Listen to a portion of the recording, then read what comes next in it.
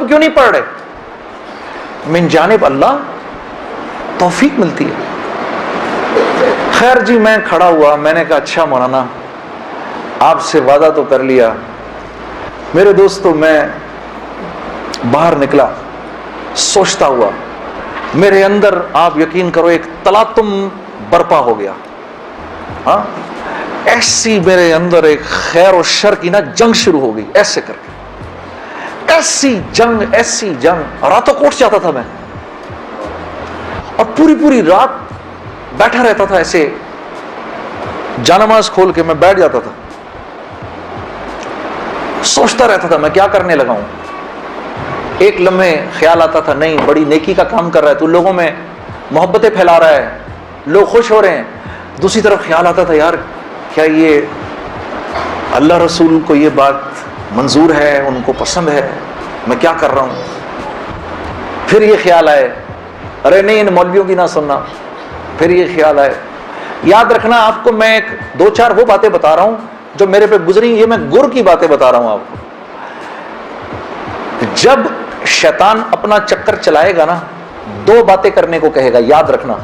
پہلی بات یار یہ تبلیغ والوں سے اب ملنا مت, مولانا سے بات نہ کرنا, ملنا مت. دوسری مسجد میں نہ جانا. دو کام نہ کرنا کبھی, ایک تبلیغ والوں سے ملنا مت, ایک مسجد میں نہ جانا. اور بہنوں یہی تمہارے ساتھ ہوگا. وہ جو ہے نا وہ اپنا تبلیغی ساتھی, اس کی بیوی, اب اس کو فون نہ کرنا آئندہ, ٹھیک ہے, اس کے گھر نہ جانا, اب تعلیم میں نہ جانا, کیونکہ اس کو پتا ہے یہ وہاں گئی اور عورت کا دل تو مرد سے 10 گنا زیادہ جلدی اللہ کی بات کو لے لیتا ہے. ہاں فوراً. میں واپس آ کے بیوی کو کارگزاری سناتا تھا تو میں اس کی حالت بدلی بھی دیکھتا تھا, حالانکہ وہ نہ مسجد آئی نہ اس نے وہ اعمال ہوتے دیکھے. اس لیے میں آپ کو بتا رہا ہوں بھائی, جب آپ نکلا کرو گھر واپس آ کر بیوی کو سب بتایا کرو ہم نے کیا کیا. وہ جذبات بنتے ہیں گھر والی کے, اور جب گھر والی کے جذبات بنتے ہیں تو پھر بچوں کی صحیح تربیت شروع ہوتی ہے. دین ان کی زندگی میں آیا تو گھر کے اندر آ گیا, جب تک آپ کی زندگی میں ہے گھر سے باہر ہے. گھر والی کی زندگی میں آ گیا, گھر کے اندر آ گیا. تو میں آہستہ جو بھی 3 دن میں سنتا تھا آ کر گھر والی کو, عائشہ کو بتاتا تھا, عائشہ آج یہ سنا, آج یہ سنا, آج یہ سنا. کرتے کرتے آہستہ پھر میں نے اپنی ماں کو بتانا شروع کیا, مرحومہ کو. اللہ کی شان, میں آج بھی اللہ کا شکر کرتا ہوں, مجھے موقع محل نہیں تو میں آپ کو کبھی بتاؤں جب میری ماں کا انتقال ہوا تو کیسے ہوا. میرے دل کی دعا ہے اللہ ہر عورت کو دنیا سے ایسے لے کے جائے جیسے ہماری والدہ گئیں. تو وہ میں اپنی ماں کو بتاتا تھا, میری ماں بھی ایک دم, اس نے بھی جلدی لینا شروع کر دیا. کرتے کرتے میری ماں, ہم سب گھر کی خواتین میں سب سے پہلے میری والدہ پردے میں آ گئیں فوراً. اور مولوی صاحب کہہ رہے ہیں ان کے انتقال کا بتائیں, میں ضرور بتاؤں گا آپ کو, مختصراً بتاتا ہوں. میری ساؤتھ افریقہ کی تشکیل تھی, پیچھے والدہ کی طبیعت بہت خراب ہو گئی. مجھے بھائی نے بولا جنید بھائی آ جائیں واپس, کیونکہ امی جا رہی ہیں, امی نے اب نہیں رکنا. تو میں نے ساتھیوں سے کہا, انہوں نے کہا یار چلے جاؤ کیا فرق پڑتا ہے, یہ پھر یاد کرو گے ساری زندگی. اب میں سوچتا رہا, اب میں نے امی کو فون کیا, میں نے کہا اماں آ جاؤں, کہا نہیں ہرگز نہیں آنا. تو میں نے کہا کیوں؟ تو کہنے لگی اگر میرا انتقال ہوا تو میں کتنی خوش قسمت ہوں کہ میں اللہ کو بتاؤں گی کہ جب میرا انتقال ہوا تو میرا بیٹا تیرے راستے میں تھا, تو تم مت آؤ, مجھے کچھ نہیں ہوگا, اور اگر ہو گیا تو اس کو اللہ کی مرضی سمجھنا, بس میرے لیے تم دعا کرنا. اللہ کی شان, امی کا انتقال نہیں ہوا. اس میرے 40 دنوں بعد میں واپس آیا تو بہت خوش ہوئی, گلے لگایا, کہا دیکھو میں نے کہا تھا اللہ نے مجھے زندہ رکھا جب تک کہ تم نہیں آتے واپس. پھر میری حضرات نے 10 دن کی اور تشکیل کر دی کینیڈا کی. تو میں نے کہا اماں پھر 10 دن کے لیے بھیج رہے ہیں, جاؤں نہیں جاؤں؟ نہیں چلے جاؤ نا, تو بالکل ٹھیک ہوں. میں نے کہا جی ٹھیک ہے. میں جس دن گیا ہوں اس دن ہم ٹورانٹو میں مرکز میں بیٹھے ہوئے تھے, تو وہ پوری ٹورانٹو کی شورا سامنے بیٹھی ہوئی تھی, میرا بیان تھا. بیان کے دوران ایسے موبائل پڑا ہوتا ہے, میں نے رکھا ہوا تھا کہ بہن کو بولا ہوا تھا کہ اگر اماں کو کچھ ہو مجھے فوراً بتا دینا. میرا موبائل بند ہو گیا, میں سمجھا خراب ہو گیا, اب وہ چلے ہی نہ کسی طرح سے. خیر میں نے اس کو چھوڑے رکھا, میں بات کرتا رہا. اس کو نہ چھیڑیں, تو چھوڑ دیں اس کو. تو میں نے اس وقت جب میں عشاء کی نماز پہ کھڑا ہوا تو پیچھے سے ساتھیوں نے آ کے بتایا کہ والدہ کا انتقال ہو گیا. میں نے بہن کو فون کیا, کیا ہوا؟ کہتی ہے کہ ابھی فجر کی ہم نے نمازیں پڑھی ہیں, فجر سے تھوڑا سا پہلے انتقال ہوا ہے, اور 2-2:30 بجے اس امی نے بلایا میری بیوی کو, اور میری بیوی کو بلا کے بولا کہ بیٹا دیکھو, میں نے تو ساری زندگی تمہیں بیٹی کی طرح رکھا, لیکن میں ساس ہوں, کمی بیشی ہو سکتی ہے, تو اگر کچھ ایسی ہوئی ہو تو مجھے معاف کر دینا. تو میری وائف نے کہا امی آپ کیسی باتیں کر رہی ہیں, مجھے تو کبھی خیال بھی نہیں آیا اس بات کا, ہاں آپ نے مجھے اس سے کم سمجھا ہی نہیں. پھر میری بہن سے کہا کہ تم بیٹا مجھے لگتا ہے میں آج چلی جاؤں گی, مجھے سورہ یاسین سناؤ. تو میری بہن نے ان کو سورہ یاسین سنائی. تو میری بہن کہتی ہے کہ آنکھیں بند کر کے لیٹ گئیں اور مجھ سے کہا کہ اب سورہ رحمان سناؤ. تو سورہ رحمان پڑھتے پڑھتے میری امی نے آنکھیں کھولیں, اور آنکھیں کھول کے میری بہن سے کہا کہ منیزہ یہ دیکھو یہ کس قدر ایک حسین عورت تمہارے ساتھ کھڑی ہوئی ہے, ذرا اپنے اس طرف دیکھو کتنی حسین عورت کھڑی ہے تمہارے ساتھ, بیٹا یہ مجھے لینے آئی ہے. تو میری بہن کہتی ہیں کہ اماں یہاں تو کوئی نہیں کھڑا. نہیں, اس کے پیچھے دیکھو, اس کے پیچھے بھی کچھ لوگ کھڑے ہیں. تو میری بہن کہتی ہے کہ میں نے کہا اماں تو چلیں پھر کلمہ پڑھیں, پھر آپ کے جانے کا وقت ہے. کہا اپنے ابا کو بلاؤ جلدی سے. تو میرے ابا آئے اور میرے ابا کو کہا کہ دیکھیں میں نے ساری زندگی آپ کی عزت کا خیال رکھا, میرے لیے بس وہ نمبر 1 چیز تھی, اس میں اگر کوئی کمی بیشی ہوئی ہو تو مجھے معاف کر دیجیے گا, میں اب جا رہی ہوں. کلمہ پڑھا اور آنکھیں بند کر لی, بس اس طرح گئی وہ. اللہ پاک ہر عورت کو ایسے جانے کی توفیق عطا فرمائے دنیا سے.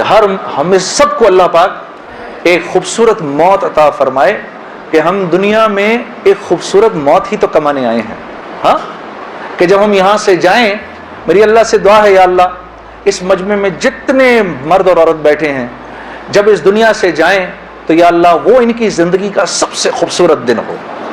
ہاں خیر میرے دوستو, ایک تبلیغ کے کام میں گرتا پڑتا جو بھی تھا. مولوی عمران سے میری اسی وقت دوستی ہوگی, اس کی اس وقت شادی بھی نہیں ہوئی تھی, اس کی داڑھی بھی تھوڑی تھوڑی نکلی ہوئی تھی. یہ مرکز میں مجھے نظر آتا تھا, بہت پیارا سا نوجوان. اس کو بھی میرے سے تھوڑی سی محبت ہو گئی, میری بھی اس سے محبت ہو گئی. نئی نئی چیزیں مجھے وظائف وغیرہ بتاتے رہتے تھے. ایک وظیفہ اس نے مجھے بہت پہلے بتایا تھا, مجھے آج دن تک یاد ہے. یا معزو, جو بھی 41 دفعہ جمعے کے دن مغرب کی نماز کے بعد پڑھے گا, اللہ اس کو اتنی عزت عطا فرمائیں گے کہ لوگ جب اس کا نام لیں گے تو دانتوں میں انگلی ایسے داب لیں گے. اللہ نے اتنی عزت دی تھی اس آدمی کو. ہاں یا معزو, اور یاد رہ جائے سب شروع ہو جاؤ, سب پڑھ لو انشاءاللہ. اس کو کرتے کرتے میں نے آخر ارادہ کیا چلو جی میں اب 4 مہینے لگاتا ہوں.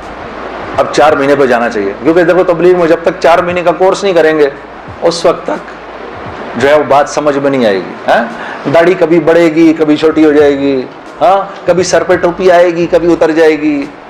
4 مہینے لگانے ضروری ہوتے ہیں, ٹھیک ہے, کام کو سمجھنے کے لیے. کیونکہ پہلے 40 دن جو ہے وہ دنیا کا جو ہے نا وہ رنگ اترتا ہے پہلے 40 دن میں. ہاں زنگ اترتا ہے پہلے, پھر اگلے 40 دن کے اندر تبلیغ کا تھوڑا رنگ چڑھتا ہے, پھر اس سے اگلے 40 دن میں کچھ اللہ کی معرفت نصیب ہوتی ہے, کچھ تعلق بنتا ہے جا کر. پھر اگر وہ جڑا رہے تو پھر اللہ اس کو سوسائٹی پروف بنا دیتا ہے, اس کے اوپر لوگوں کی باتوں کا اثر نہیں ہوتا. ہاں پھر ایسے لوگ جہاں بھی جاتے ہیں ماحول بن جاتا ہے, خود بخود ہی ماحول بن جاتا ہے. اب میں نے ارادہ کیا جی 40 دن لگانے ہیں, میں اور 40 دن کا 4 مہینے لگانے ہیں. میں نے اپنے دوست کے ساتھ مل کے ارادہ کر لیا. خیر وہ ہم کمزور, ہم نے مئی جون میں نکلنا تھا, مئی جون آیا, وہ تو نکل گیا, میں نہیں نکلا. ایک دن اس کا مجھے فون آتا ہے, یہ ہے جی 16 اکتوبر کی بات 2001.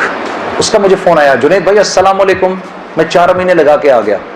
میں نے کہا ہیں 4 مہینے ہو گئے؟ کہا ہاں ہو گئے, گزر گئے. کتنے ہی 4 مہینے گزر گئے زندگی سے. میں نے کہا 4 مہینے گزر گئے. کہتا لیکن مجھے پتا نہیں میرے 4 مہینے کیسے لگے, ضائع ہی ہو گئے. میں نے کہا وہ کیسے؟ کہا میں 4 مہینے کے لیے اپنے ابا کو ساتھ لے گیا جنید بھائی, وہ بیمار رہتے تھے, ان کا پیشاب پخانہ مسجد میں نکل جاتا تھا بستر میں. یقین کرو روزانہ جنید بھائی میں نے کچھ نہیں کیا, صرف اپنے باپ کا پیشاب پخانہ صاف کیا. 4 مہینے. اس کی اس بات نے مجھے اندر سے ہلا دیا کہ کسی انسان کو اپنے باپ کی ایسی خدمت کرنے کا موقع ملا ہو. ہاں, اور کہتا ہے پتہ نہیں میرے 4 مہینے تو کیا ہی لگے, میں تو سارا وقت باپ کی خدمت ہی کرتا رہا 4 مہینے. اور 4 مہینے کے بعد وہ آیا ہے اور اس کے باپ نے اس کو گلے لگا کے بولا بیٹا تیری وجہ سے میرے 4 مہینے لگ گئے. 2 دن بعد باپ کا انتقال ہو گیا.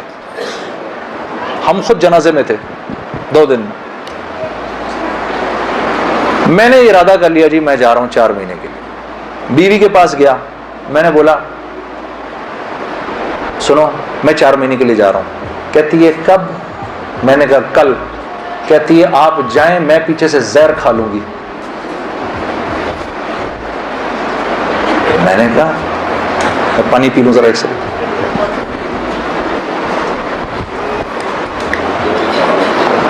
میں نے کہا یار اب میں سوچ رہا ہوں یار یہ چانس لیا جائے نہ لیا جائے, موقع تو بہت اچھا ہے. میں نے مولوی طارق جمیل صاحب کو فون کیا. میں نے کہا مولوی صاحب بیوی کہہ رہی ہے میں نے 4 مہینے کے لیے جانا ہے, تو اگر تو گیا تو میں زہر کھا لوں گی. کہتے ہیں یار میرا 30 سال کا تجربہ, یہ اتنی بیوقوف نہیں ہے ان میں سے کوئی بھی. تو ایسے کر آج رات کو کھانے کے وقت نا ایک نوالا توڑ کے اس کے منہ میں ڈال دے. میں نے کہا مولوی صاحب یہ نہیں میری بیوی نوالا توڑ کے میرے منہ میں ڈالے, نہیں تو نوالا توڑ کے اس کے منہ میں ڈال. اب یار دیکھو میرے والد صاحب ہیں پٹھان, ماں ہندوستانی ہے, والد صاحب تو پٹھان ہے. اب پٹھان اپنی بیوی کے منہ میں نوالا ڈالے, ہاں ویسے ہی ایک شرم آتی ہے اتنی, لیکن ہم ویسے ہی شرم آ رہی ہے. میں کہا کس طرح کروں گا میں؟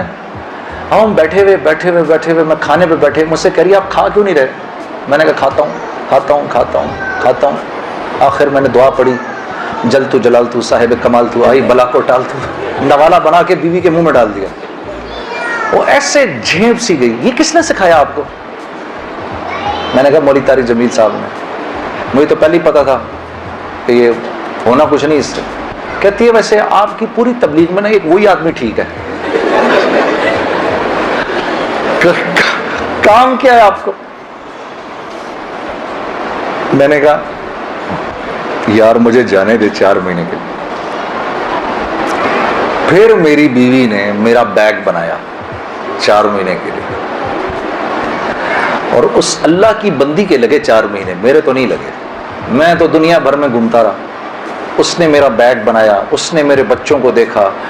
ہم اس وقت ایک ہی گھر میں رہتے تھے سارے. میرے ماں باپ کی خدمت اس نے کی, اس نے دیکھا ان کو.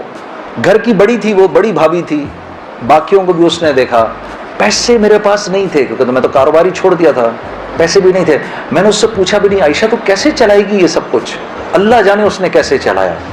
اللہ اس کو جزائے خیر دے, اللہ اسے خوش رکھے. اور میرے 4 ماہ لگ گئے, اس طرح لگے.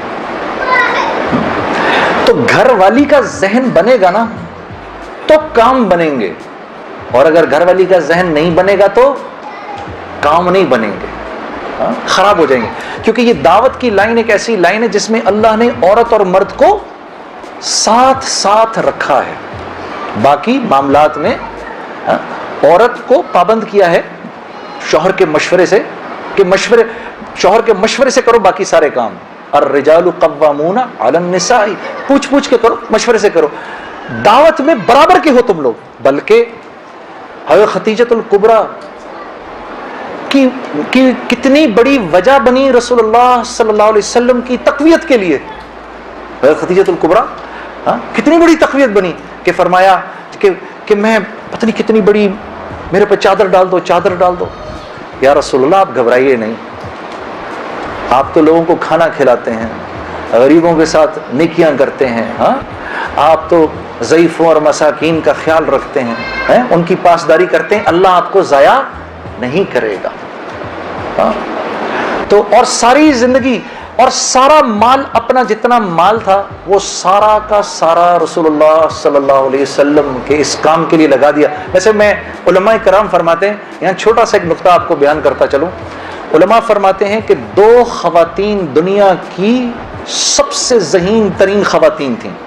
ایک حضرت آسیہ علیہ السلام جو فرعون کی بیوی تھیں، اور دوسری حضرت خدیجہ الکبریٰ رضی اللہ تعالی عنہا. یہ 2 سب سے انٹیلیجنٹ خواتین تھیں اپنے وقت کی. کیسے بھلا؟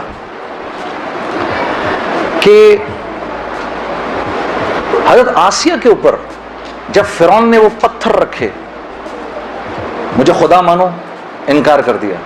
اور جب آپ دنیا سے جانے لگیں تو آپ نے جاتے جاتے اپنے ایمان کو بچانے کے لیے اللہ سے وہ خوبصورت دعا کی. ضرب اللہ مثلا للذین آمنوا امرأۃ فرعون. اے میرے نبی قصہ سنائیے اپنی امت کی خواتین کو فرعون کی بیوی کا، کہ جب وہ دنیا سے جانے لگی قالت رب ابن لی عندک بیتا فی الجنہ.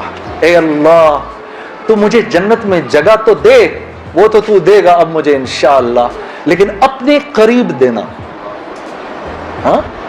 وہ جنت دینا مجھے جو تیرے قریب ہو. بس اب میں بہت تھک گئی ہوں، ان ظلموں سے مجھے نجات دلا.